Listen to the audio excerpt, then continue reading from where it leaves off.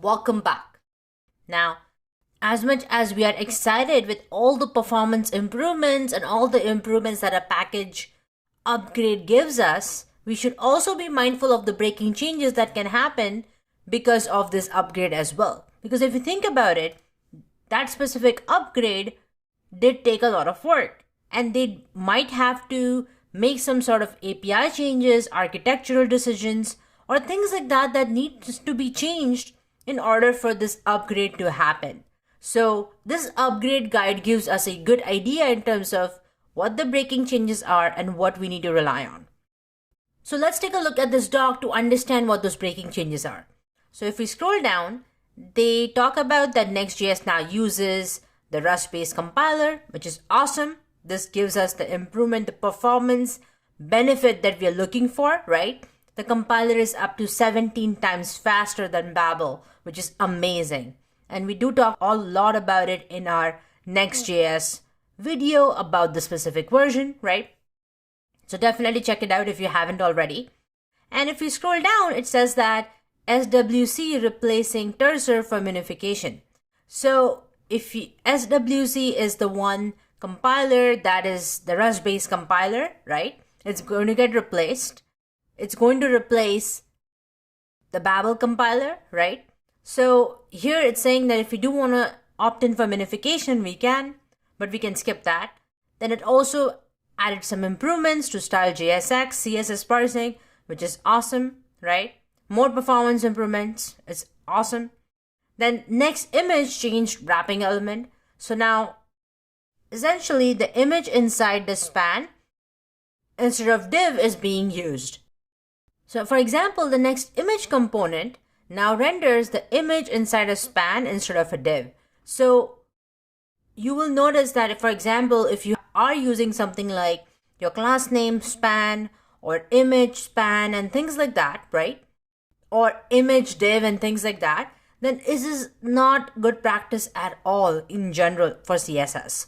We always need to make sure that we can be as specific as possible, right? And adding this type of styling is not great. So we didn't do that, but in case we did, it's always a good idea to copy this and test it out in our code as well. Check it out if it actually exists or not. So just to be sure, let's copy this, head over to our search and search for it. And we don't. We do use span, but we don't have something like this, right? Which is awesome. The other thing, if we scroll down, is Next.js HMR connection now uses a WebSocket, which is amazing. And HMR stands for Hot Module Reloading, and that allows us to basically make changes right away without restarting a development server, right? So they now use WebSocket, which is awesome.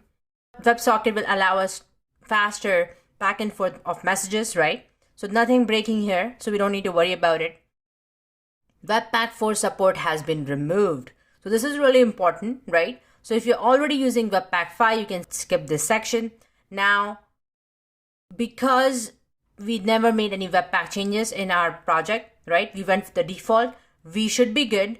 But in case, while playing around with Webpack or anything with Next.js, if you did update your Webpack config changes in Next.js project, then please take a look at this section to make sure that you did not introduce any breaking changes.